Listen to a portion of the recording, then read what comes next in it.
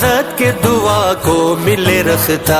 مزید نئے بیانات کے لیے چینل الداعی الخیر کو ضرور سبسکرائب کریں۔ بسم اللہ الرحمن الرحیم الحمد للہ وحدہ والصلاة والسلام علی من لا نبی بعدہ اما بعد فاعوذ باللہ من الشیطان الرجیم بسم اللہ الرحمن الرحیم یا ایہا الذین آمنوا قوا انفسکم واہلیکم نارا صدق اللہ مولانا العظیم۔ انتہائی قابل احترام تخت پر جلوہ افروز حضرات علماء کرام، حفاظ اعظام، عزیز طلباء طالبات، میرے انتہائی قابل احترام دوستوں بزرگوں، پردہ نشین دینی اور اسلامی مائیں بہنیں، یقیناً آپ حضرات بہت دیر سے بچوں کے پروگرام کو سماعت فرما رہے ہیں، حوصلہ افزائی کر رہے ہیں۔ وقت کافی ہو گیا ہے، بہت مختصر میں چند باتیں جو سرپرستوں کے گوشے گزار کرنی ہے آپ حضرات کے سامنے عرض کرتا چلوں۔ سب سے پہلی بات تو یہ ہے کہ اولاد یہ اللہ رب العزت کی ان نعمتوں میں سے ایک نعمت ہے جس کو انبیاء علیہ السلام نے اللہ رب العزت سے مانگا ہے۔ چنانچہ حضرت ابراہیم کا وہ مشہور دعائیہ جملہ جو سورہ صافات کے اندر اللہ نے ذکر کیا ہے، ربی ہب لی من الصالحین، اے میرے پروردگار آپ مجھ کو نیک اولاد عطا فرمائیں۔ اس نعمت کو اللہ سے مانگا ہے۔ انبیاء علیہ السلام جس چیز کو اللہ سے مانگ رہے ہیں اس کی قیمت کا، اس کی عظمت کا ہم اور آپ اندازہ لگا سکتے ہیں۔ اسی طریقے سے حضرت زکریا علیہ السلام نے بھی اس نعمت کو اللہ سے مانگا ہے، جو سورہ مریم کے ابتدا میں اللہ نے ذکر کیا ہے، ذکر رحمت ربک عبدہ زکریا اذ نادى ربه نداء خفیا قال رب انی وهن العظم منی واشتعل الرأس شیبا ولم اکن بدعائک رب شقیا وانی خفت الموالی من ورائی وكانت امرأتي عاقر فهب لي من لدنك وليا۔ تو وہ نعمت جس کی انبیاء نے اللہ سے درخواست کی ہے، اللہ رب العزت نے ہم کو اس نعمت سے نوازا ہے۔ اور نعمت کے بارے میں اللہ تعالیٰ کا اصول اور ضابطہ یہ ہے وَلَتُسْأَلُنَّ يَوْمَئِذٍ عَنِ النَّعِيمِ۔ اللہ کہہ رہے ہیں کہ ہر نعمت کے بارے میں اللہ آخرت میں پوچھ گچھ فرمائیں گے، سوال کریں گے۔ حضرت عمر رضی اللہ تعالیٰ عنہ کے زمانے میں ایک صاحب راستے سے گزر رہے تھے، کوڑ کی بیماری سے بدن کا گوشت گل کر کے گر رہا تھا، کان سے سنائی نہیں دیتا تھا، آنکھ سے دکھائی نہیں دیتا تھا۔ حضرت عمر نے اپنے ساتھیوں سے کہا کہ اس شخص پر تمہیں کوئی اللہ کی نعمت نظر آ رہی ہے؟ ساتھیوں نے کہا امیر المومنین یہ تو سر کے بال سے پیر کے ناخن تک سارا بیماریوں سے ڈھکا ہوا ہے، گھرا ہوا ہے، اس پر کون سی اللہ کی نعمت ہے؟ حضرت عمر نے فرمایا کہ اس بندے سے پوچھو یہ پیشاب کی ضرورت کو عافیت کے ساتھ پورا کر لیتا ہے؟ پوچھا گیا تو کہا الحمدللہ عافیت کے ساتھ میں اس ضرورت سے فارغ ہو جاتا ہوں۔ فرمایا یہی اس پر اللہ کی سب سے بڑی نعمت ہے۔ امی جان حضرت عائشہ رضی اللہ عنہ فرماتی تھی جس کو اللہ پاک پینے کے لیے ٹھنڈا پانی دے دیں اس پر اللہ کی اس نعمت کا شکر کرنا واجب ہو جاتا ہے۔ جب ایسی نعمتوں پر شکر واجب ہے تو اولاد کی نعمت اللہ کے یہاں ان کے بارے میں بھی والدین سے پوچھ اور سوال کیا جائے گا جس کو ہمارے نبی صلی اللہ علیہ وسلم نے فرمایا الا کلکم مسئول وکلکم راع وکلکم مسئول عن رعیتہ، خبردار تم میں سے ہر ایک ذمہ دار ہے اور ہر ذمہ دار سے اس کی ذمہ داری کے بارے میں پوچھا جائے گا۔ اس لیے اللہ نے اور اللہ کے رسول نے جس طریقے سے اولادوں کو ماں باپ کے حقوق کی طرف رہنمائی کی ہے، ایسے ہی ماں باپ کو بھی اس طرف متوجہ کیا ہے کہ ان کے کیا حقوق اولادوں کے ذمے ہیں۔ آج بہت سے ماں باپ ایسے ہیں جن کو شکایت ہے کہ ہماری اولاد ہماری حق تلفی کرتی ہے، ہمارا حق ادا نہیں کرتی ہے، ہمارے ساتھ بدسلوکی کر رہی ہے۔ یقیناً یہ اولاد اپنے والدین کے ساتھ غلط کر رہی ہے، لیکن میرے عزیزوں دیکھنا یہ ہے کہ کیا وہ حق جو شریعت نے ہم پر بحیثیت سرپرست کے اولادوں کا رکھا تھا، ہم نے ان حقوق کے بارے میں کیا معاملہ کیا؟ کہیں ہم سے بھی اس حق کے بارے میں حق تلفی تو نہیں ہوئی ہے؟ حضرت عمر کے زمانے میں ایک شخص اپنے بیٹے کو لے کر کے حاضر ہوا اور بہت شکایتیں کی اپنے بیٹے کے بارے میں کہ امیر المومنین یہ میرا لڑکا ہے اور یہ میری انتہائی نافرمانی کے اندر مبتلا ہے۔ ساری شکایتیں کرنے کے بعد وہ لڑکا امیر المومنین سے کہنے لگا امیر المومنین کیا کوئی حق شریعت ماں باپ کا بھی بتاتی ہے جو ماں باپ کے ذمے ہے اولاد کا حق؟ فرمایا ہاں ماں باپ کے ذمے بھی اولاد کا حق ہے۔ کہا کیا ہے؟ کہا کہ سب سے پہلے تو یہ ہے کہ اس کے لیے اچھی ماں کا انتظام کریں۔ فرمایا امیر المومنین میرے باپ نے اس حق کو ضائع کیا ہے، میری ماں ایک باندی ہے جو کسی کی مملوکہ تھی، آزاد عورت نہیں ہے۔ فرمایا دوسرا حق کیا ہے؟ کہا کہ دوسرا حق یہ ہے کہ بچہ ہو تو اس کا اچھا نام رکھا جائے۔ فرمایا امیر المومنین میرے باپ نے میرا نام ایسا رکھا ہے جس کے معنی نالی کے گندے کیڑے کے آتے ہیں۔ کہ تیسرا حق کیا ہے؟ فرمایا تیسرا حق یہ ہے کہ بچے کی بہترین تربیت کی جائے۔ فرمایا امیر المومنین میرے باپ نے میری تربیت کا کوئی انتظام نہیں کیا ہے۔ حضرت عمر فرمانے لگے اس باپ سے کہ اٹھ جاؤ، غلطی تمہاری ہے، تم نے پہلے اولاد کی حق تلفی کی ہے، بعد میں اولاد تمہاری حق تلفی کے گناہ میں مبتلا ہوئی ہے۔ اسی لیے سرپرست حضرات کی ذمہ داری یہ ہے کہ یہ جو ہمارے مکتب کا سالانہ جلسہ ہے، یہ مکتب کے حضرات اس ذمہ داری کو نبھا رہے ہیں جو اصلاً ہر سرپرست کے ذمے تھی۔ آپ دیکھو 1 گھنٹہ 24 گھنٹے میں سے یہ بچے فارغ کرتے ہیں، اس کا نتیجہ یہ ہے کہ ماشاءاللہ کسی نے نظم پڑھی، کسی نے نعت سنائی، کسی نے قرات کی، کسی نے مکالمہ پیش کیا۔ 1 گھنٹے کی محنت کا یہ نتیجہ آپ کے سامنے ہے۔ ان بچوں میں اللہ نے کتنی استعداد رکھی، کتنی ذہانت اللہ نے ان کے اندر رکھی ہے۔ اگر 24 گھنٹہ ان کی نگرانی ہو اور ان پر محنت ہو اور ان کی تربیت کا انتظام ہو تو اللہ پاک ان بچوں کو کہاں پہنچائے؟ تو پھر جو کام اللہ نے خیر القرون میں بچوں سے لیا ہے، اللہ کی ذات سے بعید نہیں ہے کہ وہ کام اللہ ہمارے بچوں سے بھی لے لے۔ کیسا کام اللہ نے لیا ہے؟ ابھی ہم لوگوں کا سفر ہوا افریقہ کے ممالک میں، وہاں ایک ملک ہے موریتانیہ، وہاں پر ہم جب پہنچے تو ایک صاحب سے ملاقات ہوئی جو جزیرۃ القمر کے رہنے والے تھے۔ جزیرۃ القمر عرب کا ساؤتھ افریقہ یعنی بر اعظم افریقہ کا ایک ملک ہے، جزیرۃ القمر، جہاں چاند سب سے نیچے نظر آتا ہے۔ وہاں کے ایک صاحب سے ملاقات ہوئی تو وہ بہترین عربی بول رہے تھے۔ ہم نے کہا کہ تمہارا ملک بر اعظم افریقہ میں ہے، تم عربی بول رہے ہو؟ کہا ہمارے پورے ملک میں 100% عربی بولی جاتی ہے اور 100% مسلمان ہیں۔ ہم نے ان سے پوچھا کہ یہ اسلام اور عربی تمہارے ملک میں کیسے پہنچی؟ تو انہوں نے جو اپنے ملک میں اسلام پہنچنے کی تاریخ سنائی، مختصراً یہ ہے کہ حضرت عثمان غنی کے زمانے میں اس ملک کے اندر اسلام پہنچا اور حضرت عثمان غنی کے صاحبزادوں میں سے ایک لڑکا جس کی عمر 10 سال تھی، کہا ان کی قبر آج بھی ہمارے ملک میں موجود ہے۔ 10 سال کی عمر میں وہ بچہ ہمارے ملک کے اندر آیا تھا اور ان کے ہاتھوں پر پورا ملک اسلام میں داخل ہوا تھا۔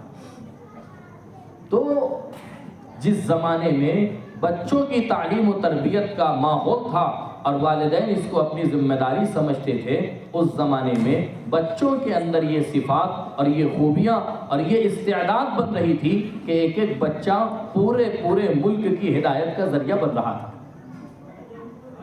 اس لیے یہ غلط فہمی میں نہ رہیں کہ ابھی تو بچپن ہے، ابھی تو بچے ہیں، بڑے ہو جائیں گے تو سیکھ جائیں گے. نہیں، یہی عمر سیکھنے کی ہے. ہمارے نبی صلی اللہ علیہ وسلم جو امت پر اتنے مہربان ہیں، شفیق ہیں، جانوروں کے حقوق آپ نے بتائے ہیں. ایک صاحب کو دیکھا کہ دبلی پتلی سواری پر بوجھ لاتے ہوئے ہیں. آپ نے فرمایا بے زبان جانوروں کے بارے میں اللہ سے ڈرو، آخرت میں اس کے بارے میں پوچھ ہوگی. ان کے اچھے ہونے کی حالت میں سواری کرو اور اچھے ہونے کی حالت میں ان کو ذبح کرو.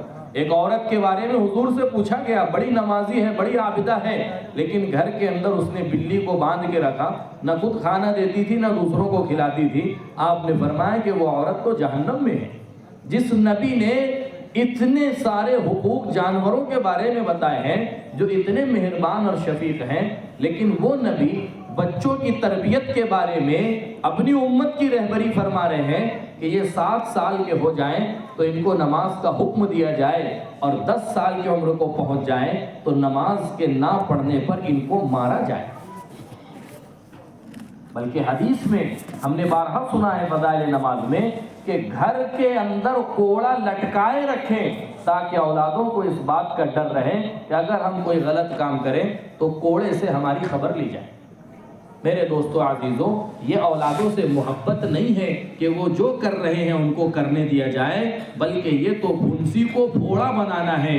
پھر جو ہے نشتر سے کام نہیں چلتا، اللہ معاف کرے، پھر عضو کو کاٹنا پڑ جاتا ہے.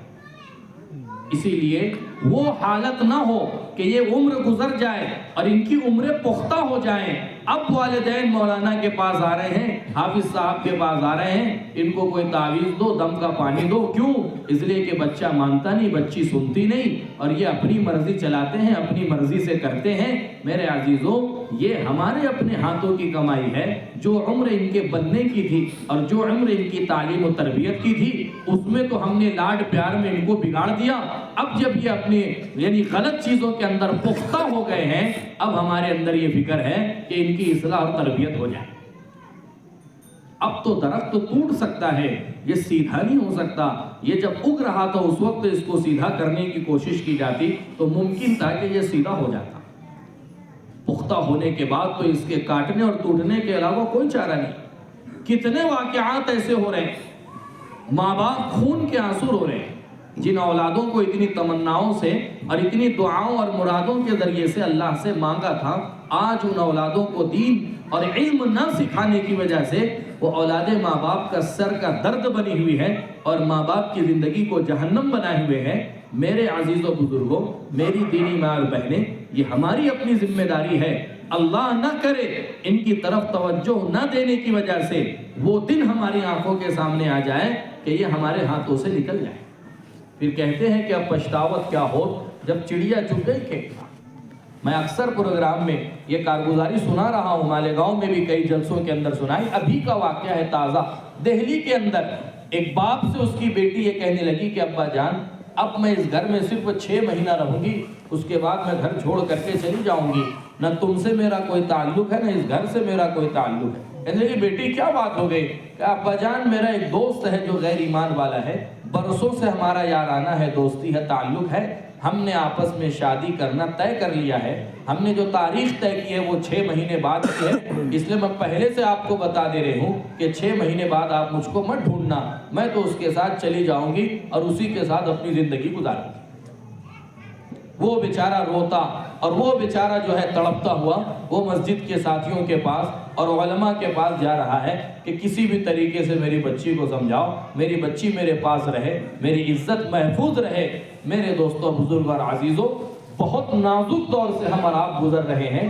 حدیث میں جو کہا گیا کہ ایسا وقت آئے گا صبح کا ایمان والا شام کو کافر ہو جائے گا اور شام کا مومن جو ہے وہ صبح کو جو ہے وہ کفر کی حالت میں کرے گا.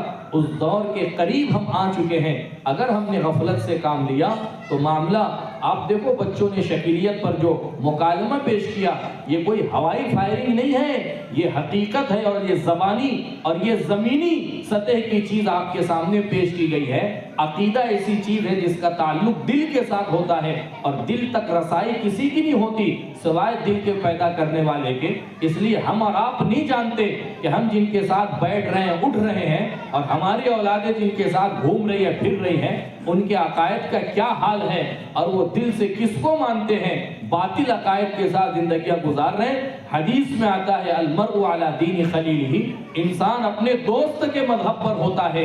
یہ دوستیاں آگے جا کر کے اللہ معاف فرمائے، اللہ حفاظت فرمائے، اسلام سے پھرنے کا اور کفر میں داخل ہونے کا ذریعہ بن رہی ہے۔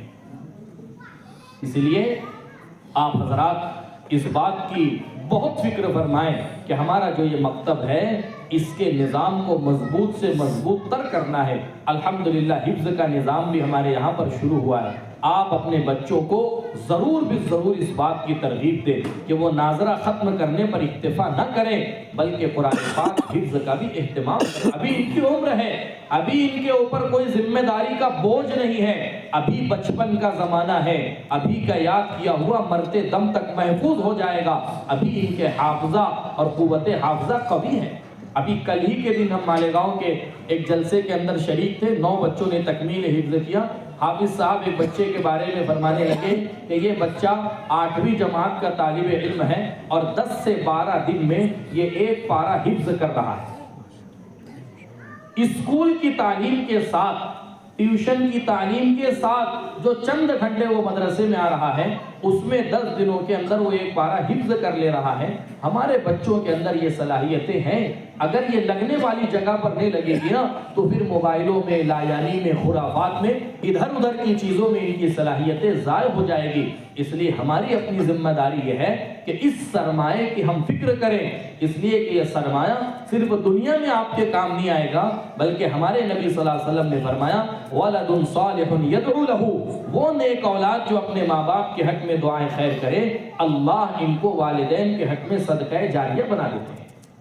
اب آپ خود دیکھیں آپ اپنی اولادوں کو کیا بنا رہے ہیں، صدقہ جاریہ بنا رہے ہیں یا وہ بنا رہے ہیں کہ آپ کے مرنے کے بعد بھائی بھائی کا دشمن ہو رہا ہے، پراپرٹی کے لیے، جائیداد کے لیے، بینک بیلنس کے لیے، ان کو اس کی کوئی پرواہ نہیں کہ ابا مر گئے کس حال میں ہیں، قبر میں ان کے ساتھ کیا معاملہ ہو رہا ہے۔ یہ زمین کے ٹکڑے پر ایک دوسرے کی جان کے دشمن بنے ہوئے ہیں، ماں باپ کے دنیا سے جانے پر ان کو کوئی پرواہ نہیں۔ کیوں؟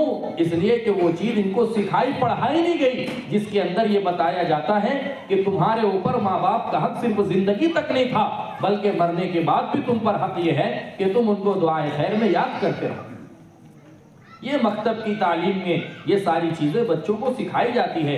اس لیے ہمارے استاد محترم مفتی سعید صاحب پالنپوری رحمۃ اللہ علیہ فرمایا کرتے تھے، مدارس اسلامیہ میں جو تعلیم دی جاتی ہے یہ تو فرض کفایہ کے درجے کی ہے۔ مکمل عالم بننا فرض کفایہ ہے، مکمل حافظ قرآن بننا فرض کفایہ ہے، مفتی بننا فرض کفایہ ہے۔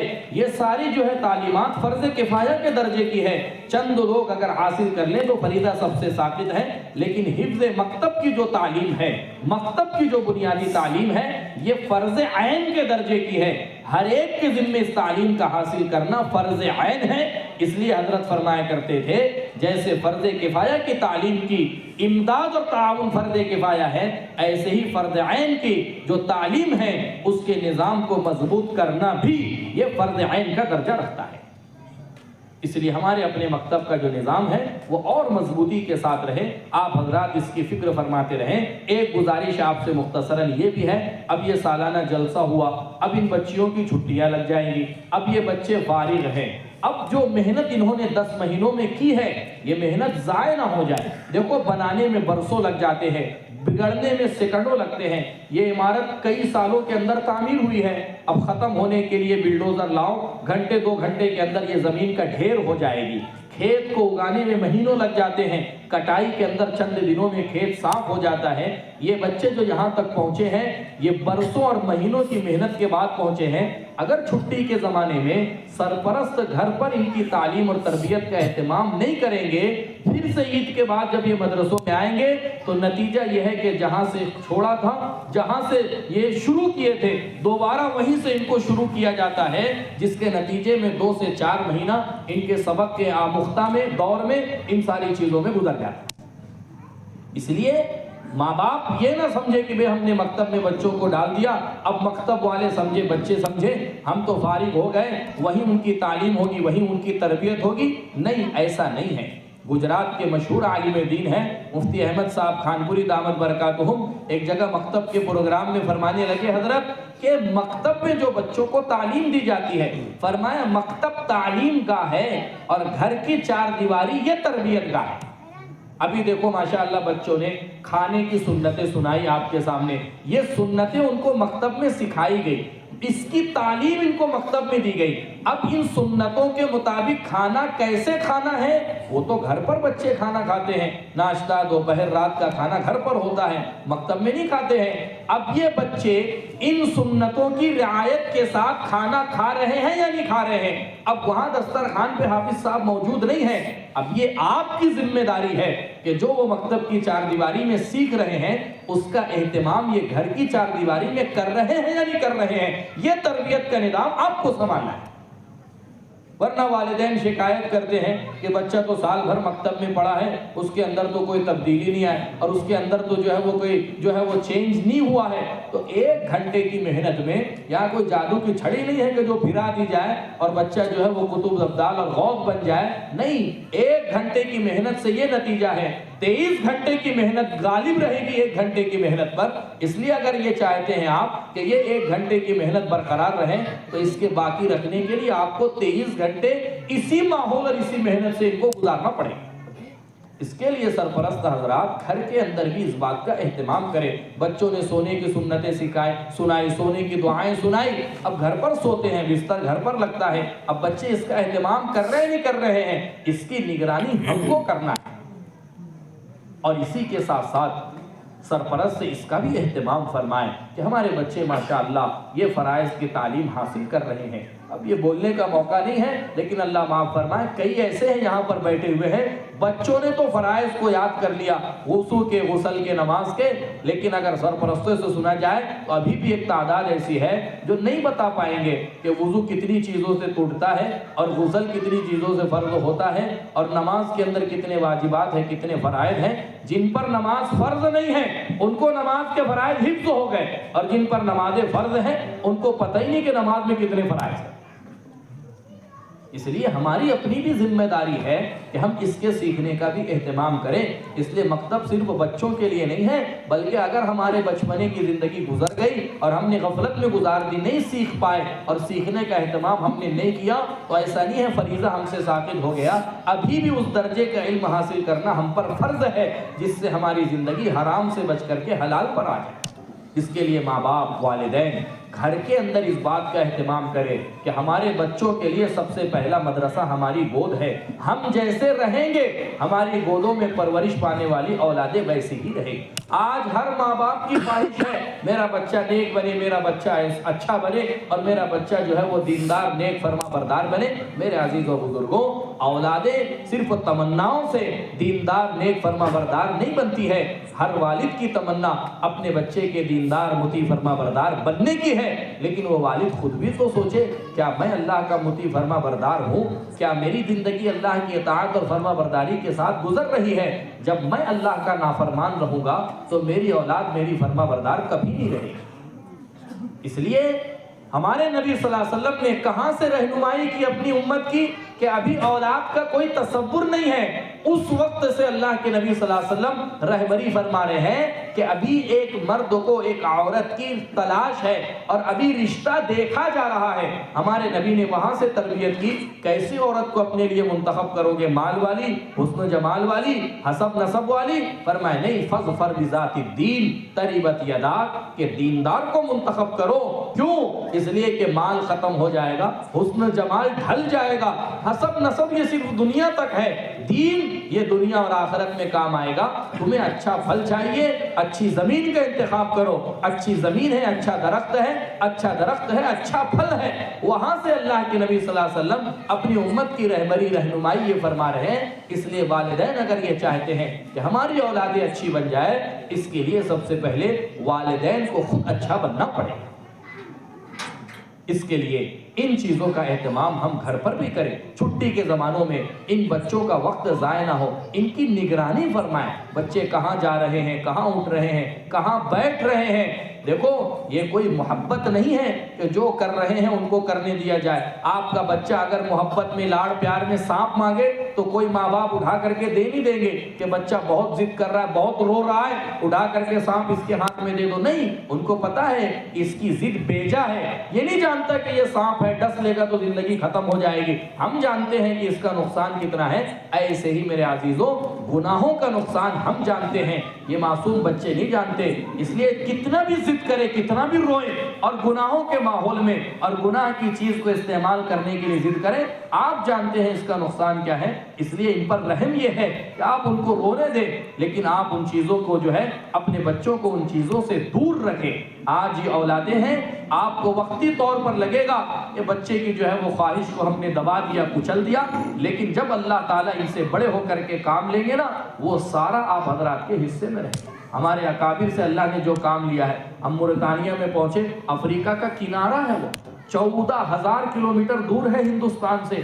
وہاں ہم کو پتا چلا کہ ہمارے حضرت شیخ الحدیث مولانا زکریا صاحب رحمۃ اللہ علیہ نے جو موطا امام مالک کی شرح لکھی ہے اور جز المسالک, وہاں کے علماء موطا امام مالک پڑھانے کے لیے ایک ہندی عالم کی عربی شرح کو استعمال کر کے اس سے استفادہ کرتے ہیں. ہمارے اکابرین جو ابھی ماضی قریب میں گزرے ہیں, ان کے فیض کو اللہ نے پوری دنیا کے اندر عام کیا ہے.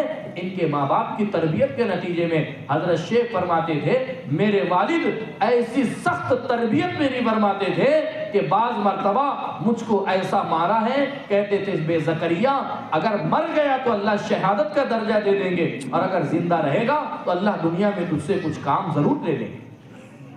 ایسی تربیت حضرت شیخ رحمۃ اللہ علیہ کی ان کی والد نے کی ہے. 6 مہینے تک حافظ ہونے کے بعد پابند کیا تھا اس بات کا کہ جب تک تم ایک قرآن روزانہ سنا نہیں دو گے تم کو دوپہر کا کھانا نہیں ملے گا. حضرت شیخ فرماتے تھے فجر کے بعد سے میں گھر کی چھت پر چڑھتا تھا اور ظہر ہونے کے وقت, زوال کے وقت میں میں پورا قرآن مکمل کر کے اترتا تھا. فرماتے تھے پھر ایسا قرآن ہو گیا کہ متشابہ کس کو کہتے ہیں, لقمہ لگنا کس کو کہتے ہیں, ہم جانتے نہیں تھے. ایسی تربیت تھی. جن سے بھی اللہ نے دنیا میں اپنے دین کا کام لیا ہے ان کی زندگیاں ہم اٹھا کر کے دیکھیں گے, کوئی ماں کے پیٹ سے جو ہے ولی قطب ابدال بن کے بہت کم ایسے ہیں جو آئے ہیں. اکثریت ایسی ہے جن پہ ان کے ماں باپ کی محنت رہی ہے اور گھر کا ماحول ان کو ملا ہے, جس کے نتیجے میں اللہ نے ان کو وہاں تک پہنچایا ہے. خود حضرت شیخ الحدیث مولانا زکریا صاحب اپنے والد کے بارے میں فرماتے تھے, مولانا یحییٰ صاحب کے بارے میں, کہ جب میرے والد محترم کا دودھ چھڑایا گیا تو پاؤ پارا قرآن پاک ان کو حفظ ہو چکا.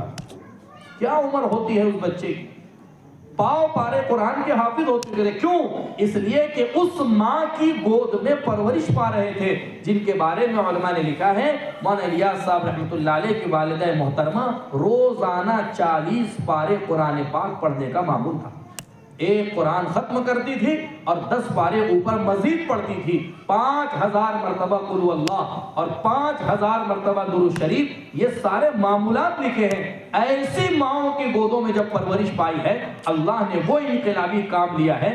جہاں سے سورج نکل رہا ہے, جہاں ڈوب رہا ہے, مشرق سے لے کر کے مغرب تک میں اللہ نے ان کی محنتوں کا جال اور ان کی محنتوں کے اثرات اللہ نے پوری دنیا کے اندر منتقل کیے ہیں.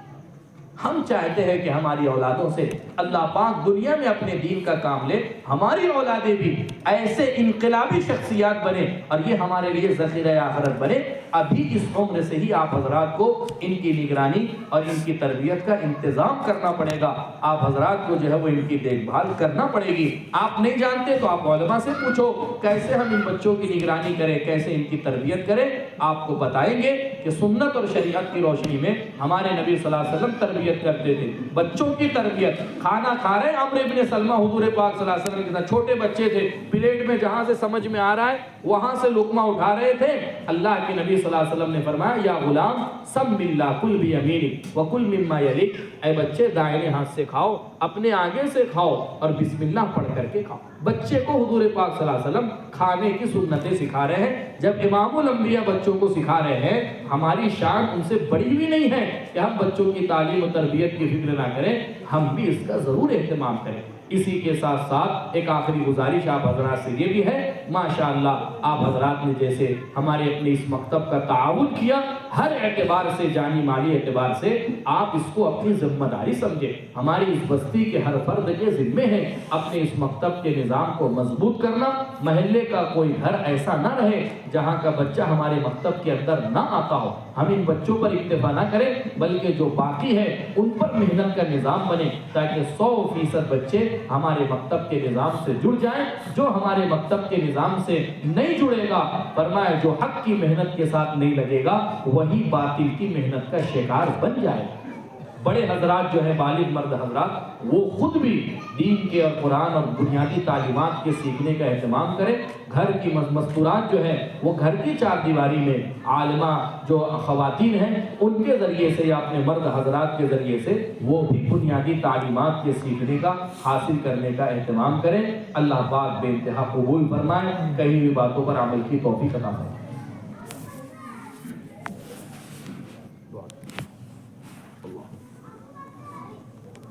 دعا کریں۔ بسم اللہ الرحمن الرحیم، اللہم لک الحمد کما انت اہلہ فصلی وسلم علی سیدنا محمد کما انت اہلہ وافعل بنا ما انت اہلہ فانک انت اہل التقوی واہل المغفرہ۔ پیارے اللہ، ہمارے اس جمع ہونے کو بے انتہا قبول فرما۔ اے اللہ، جو ٹوٹا پھوٹا پروگرام آپ کے سامنے پیش کیا گیا ہے، مولا کریم ان ننھے منھے بچوں نے بہت محنت کی ہے، اے اللہ ان کی محنتوں کو بے انتہا قبول فرما۔ اللہ اس مکتب کو بے انتہا ترقیات سے نوازنے کے فیصلے فرما۔ اس مکتب سے فارغ ہونے والے ہر بچے سے پورے عالم میں دین کی محنت اور کام لے لینے کے فیصلے فرما۔ اے اللہ اس مکتب کا تعاون کرنے والوں کو بے انتہا قبول فرما، ان کے جان مال عزت آبرو میں بے پناہ برکت عطا فرما۔ اے اللہ، اے اللہ، اے اللہ اس کے اساتذہ کو، طلباء کو، اراکین کو، ذمہ داران کو اور حالیان محلہ کو جو جس اعتبار سے اس مکتب میں معاون مددگار ہیں، مولا کریم ان کی دنیا اور آخرت بھی بہترین بنانے کے فیصلے فرما۔ اے اللہ آج کے اس پروگرام کو بھی بے انتہا قبول فرما، اس کے اثرات کو پوری بستی، شہر اور ضلع پر مرتب فرما۔ مولا کریم جو کمیاں کوتاہیاں ہوئی ہے فضل فرما کر، کرم فرما کر معاف فرمانے کے فیصلے فرما۔ اے اللہ مکتب کی اس بنیادی تعلیم کے ذریعے سے ہمارے بچوں کے عقائد کو محفوظ فرما، غلط عقائد نظریات سے ہمارے بچوں کی، ہمارے نونہالوں کی پوری حفاظت فرما۔ پیارے اللہ آج کی اس بابرکت مجلس میں بہت سے حضرات اے اللہ اپنے وقتوں کو فارغ کر کے تشریف لائے ہیں، ان کی نعمت کو بے انتہا قبول فرما۔ بہت سے علماء کرام، حفاظ کرام تشریف لائے ہوئے ہیں، مولا کریم یہ بابرکت ہستیاں ہیں، ہم ان کے وسیلے اور واسطے سے آپ سے مانگتے ہیں، مولا کریم ہماری دعاؤں کو بے انتہا قبول فرما۔ اے اللہ یہ چھوٹے چھوٹے بچے اپنے ننھے منھے ہاتھوں کو اٹھا کر کے آپ سے مانگ رہے ہیں، مولا ہم تو خطا کار ہیں، ہم گنہگار ہیں، ہم سیاہ کار ہیں، لیکن اے اللہ یہ بچے تو معصوم ہیں، اے اللہ انہوں نے تو، اے اللہ ان پر تو ابھی شریعت فرض بھی نہیں ہوئی ہے، مولا کریم ان کے ان چھوٹے ہاتھوں کی لاج رکھ کر کے ہم بڑوں سے اللہ درگزر کا معاملہ فرما، ہم سب کی مغفرت فرما۔ حاضرین مجلس کی جائز حاجت و تمناؤں کو اپنے فضل کرم سے عافیت کے ساتھ پورا فرما۔ اے اللہ آنے والے ماہ مبارک کی قدردانی کی توفیق عطا فرما، عافیت کے ساتھ ہم سب کا رمضان تک پہنچنا آسان فرما، رمضان کو ہمارے لیے سلامتی والا بنا دے، ہمیں رمضان میں خیر و سلامتی ہمارے حق میں مقدر فرما دے، رمضان کا استقبال اعمال کے اعتبار سے کرنا ہمارے لیے آسان فرما دے، آج کے ہمارے اس جلسے کو بے انتہا قبول فرما لے۔ مولا کریم جو جس لائن سے پریشان ہے پریشانیوں کو دور فرما، ہمارے مکاتب کی، مساجد کی، مدارس کی، دینی تمام تحریکوں کی پوری حفاظت فرما، ہر فتنے سے، ہر شر سے ہم سب کی پوری امت مسلمہ کی پوری حفاظت فرما۔ ہماری دعاؤں کو اپنے فضل سے، اپنے کرم سے آقا مدنی جناب محمد رسول اللہ صلی اللہ علیہ وسلم کی برکتوں سے بے انتہا قبول فرما۔ اللہم احسن عاقبتنا فی الامور کلھا واجرنا من خزي الدنیا وعذاب الآخرہ، وصلی اللہ تعالی علی خیر خلقہ محمد وآلہ واصحابہ اجمعین برحمتک یا ارحم الراحمین۔